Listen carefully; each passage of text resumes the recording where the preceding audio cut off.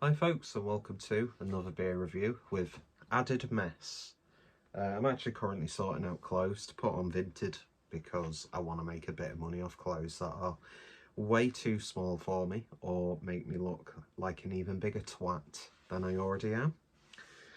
So while I'm doing that, not long since got back in from work, Everton won 3-0 against Palace, not the best record against them, and small little victory of Liverpool getting beaten 1-0 by Nottingham Forest, but we won't talk about that because I'm not a bitter blue. But yeah, not the best day of football though, because my accumulators didn't come in. Anyway, I digress. So today, for the first time in a while, we're going over to BrewDog and having a look at this, which tickled my fancy. Or caught my eye, I should say, and that's BrewDog proudly presents Rattle Rum, limited and exclusive small batch release, 7.4% ABV, and it's a rum and oak chip stout with support from hops and barley. Don't really know what the sort of like main story is behind this, but there's a QR code if you're watching this on a television, don't know why you're doing that with one of my beer reviews, and you can see that, feel free to go over and see what that takes you, where that takes you. And yeah, so pick this up and kind of Mr. President, which I'm interested to see what that tastes like, because last time I had it, it was quite frankly awful. But yeah, I'm not one of those people who just blindly says, oh, I'm never drinking BrewDog again. Because I'd be a hypocrite, because I still every now and then just pick myself up a cheeky 4-pack of like Elvis juice or, you know, OG Hazy or Hazy Jane, I should say, from like my local co-op. Bargain Booze nearby started to got a few of their beers as well. And yeah, so I'm really interested to see what this like, because I do tend to find that BrewDog excel with the sort of like darker beers, and 7.4%, it's a little bit higher than, you know, a mid-level, because that's just basic maths, isn't it? If it's a higher number, it's obviously higher than a number that's previous, or lower than it. I can't fucking speak. But yeah, I do like the artwork on this, and yeah, did a bit of shopping last night. Got a nice Northern Monk Imperial Stout and a really lovely, beautifully presented Vocation Imperial Stout as well, so we'll save those for another time.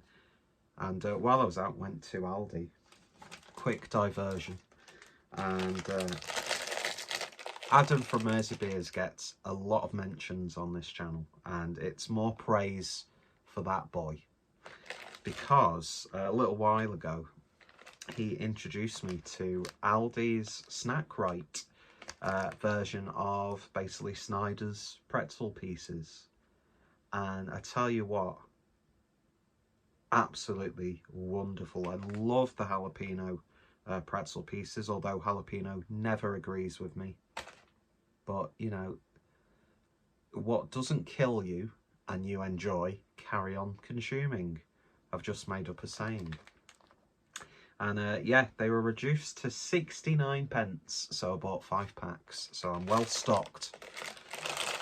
So got me beer snacks all in line. I need to do a beer snack like series or like a tournament thing to find the quintessential beer snack, because right now it's a toss-off.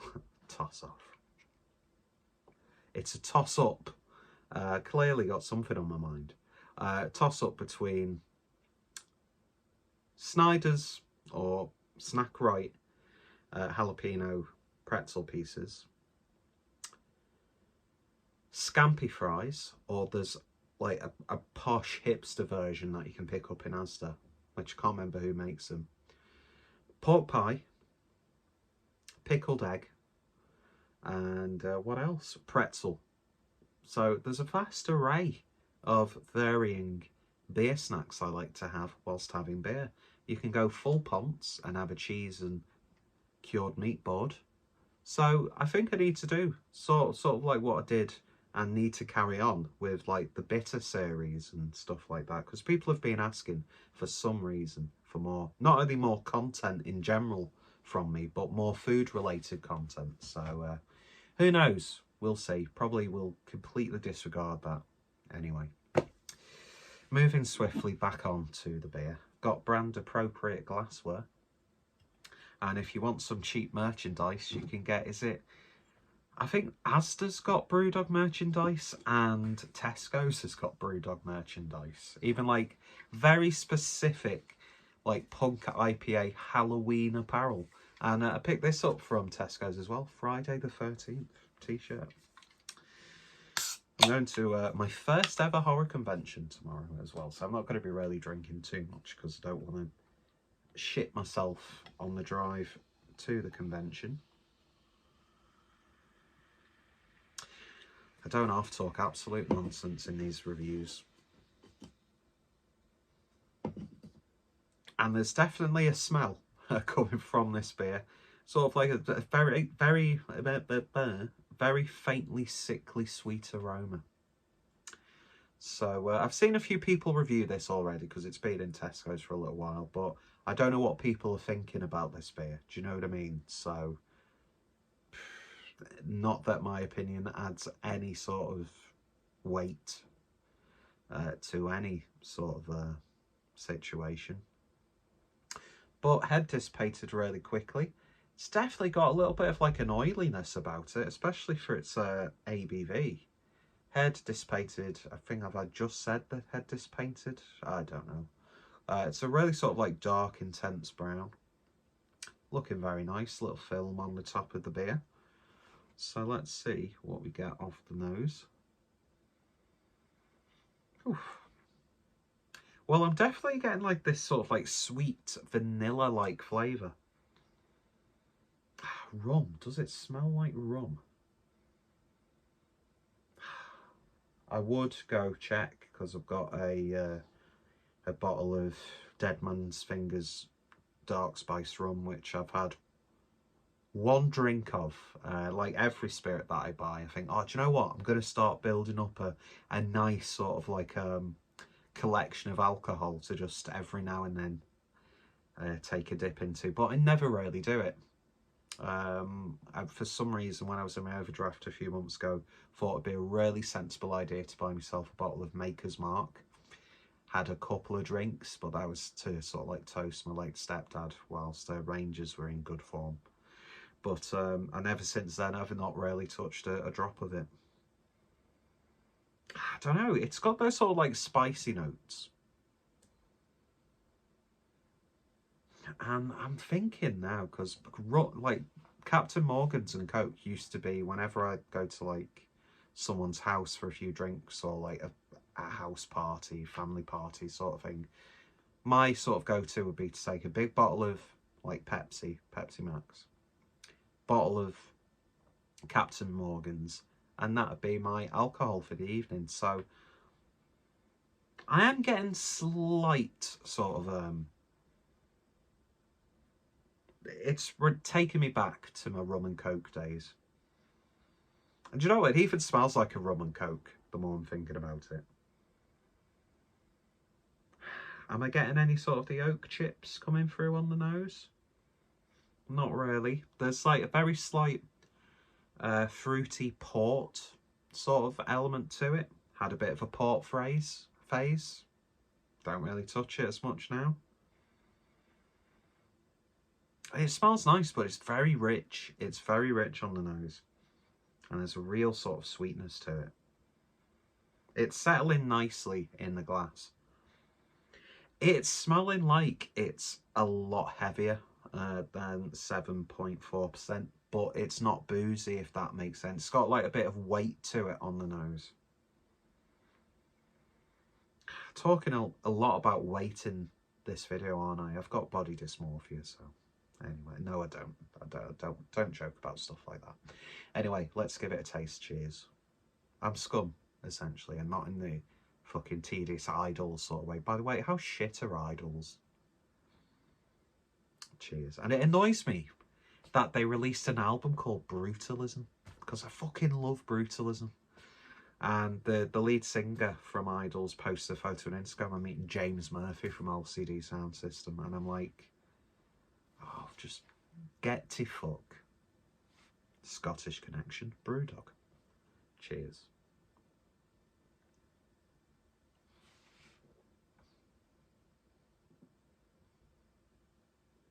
Wow.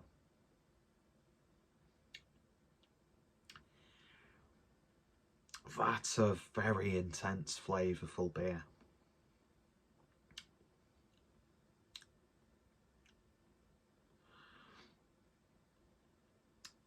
It's quite overwhelming in the sense of I don't know where to start with it.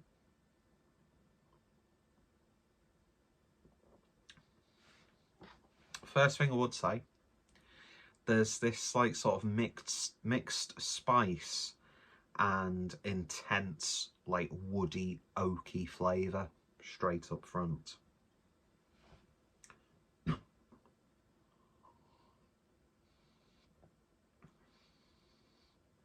It's even got like a tobacco-y leather sort of flavour. Not that I find myself chomping on a leather belt that often. That was a very intense relationship, but we won't go into that. Won't go into that.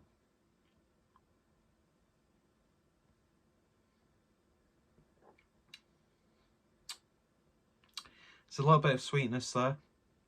Does have that slight vanilla-like flavour. Maybe that's coming from, like, obviously a combination of the rum and the oak. Has this sort of like one of the main flavours is like the aftertaste of like the Schlenkerla Rauchbier Märzen. That sort of like woody sweetness.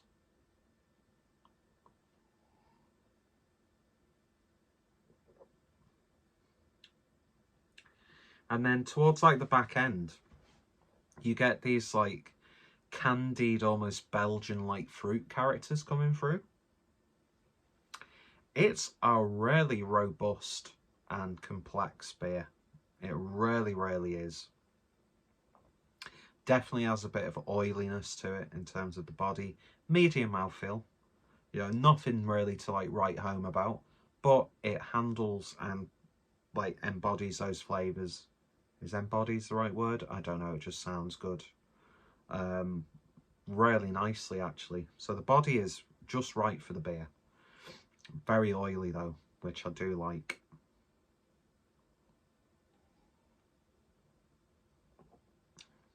It's got this sort of like almost like cardamom, star anise sort of like quality to it.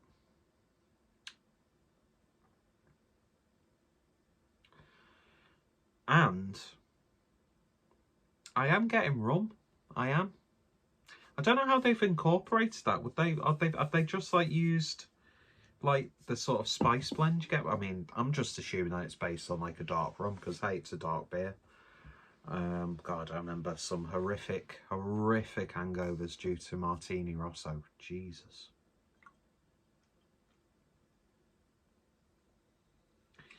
Yeah, this is definitely one that, because of those flavors, it's one of the most flavoursome BrewDog beers that I've had for a good while, to be honest. And I think, right, this, they could develop this recipe and like maybe turn it into like a barrel-aged barley wine. Because I think that's what this, it's got that sort of like sweet barley, fruity flavour of a barley wine. Of course, you're getting that roasty character of a stout first and foremost. But if they could get some of those flavours from this and brew like a high ABV barley wine and then age it in oak barrels, which those are the beers that I love BrewDog for. I mean, you're paying a pretty penny a lot of time for a 330ml bottle. Some of the like, do they still do the abstract series? I'm not too sure. My finger is well and truly off the pulse when it comes to what breweries are actually doing. I'm just the docile minor alcoholic who likes to drink beer. But I think there's something here that they can definitely develop and turn into a big, boozy, barrel-aged monster of a beer, which BrewDog are very, very good at doing. And I'm going to have to buy some like of the higher ABV, like Dogma series and stuff like that. I know they still do them every now and then, like one-off beers. You know, the ones that come in the nice little boxes.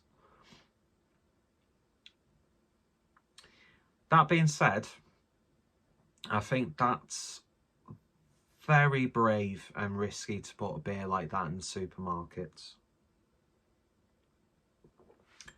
Just because of those flavours in there. But you know what? I think this is really good. It took me a little bit of getting used to. Did not know what to expect at all from this going into it. The more I'm drinking it, the more I'm getting those familiar flavours that I couldn't put my finger on. Is what I remember from drinking mainly spiced dark rum. And if they've just used oak chips as opposed to like barrel, they've done a really good job of capturing the flavour of that oak in there. Yeah, definitely.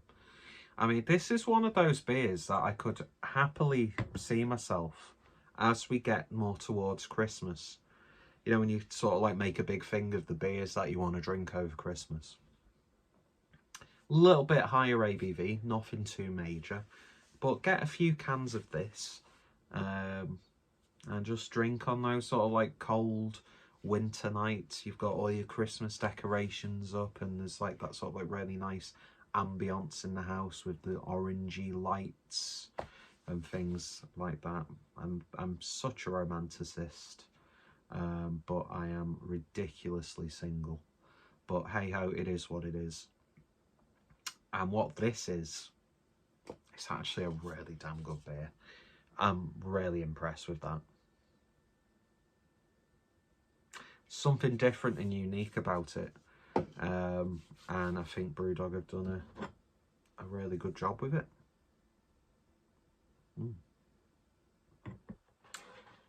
Not for everyone though. And I wouldn't recommend drinking too many at once with this sort of beer. But yeah, if you want something flavourful, a little bit different, then give this a try. I'd very much recommend it. And if you have tried it, let me know your thoughts, opinions down below. What did you think of it? What beers would you recommend? Have you had any really good standout BrewDog beers lately? And yeah, so links will be in the description. If you go on the Untappd, I'm sure there'll be much more information, or even on BrewDog's own website, they'll give it a good sort of like description and tell you what it's all about really.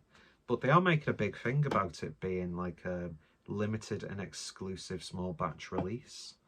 And I'm thinking, because there's been a lot of sort of James Watt has been posting a lot about Manchester Outpost, saying that of all those sort of like BrewDog like brewing facilities, that they're producing some of the best small batch beers for BrewDog. So have they brewed it there, or have they just brewed it at their main place? The writing's very small, doesn't really give you too much information.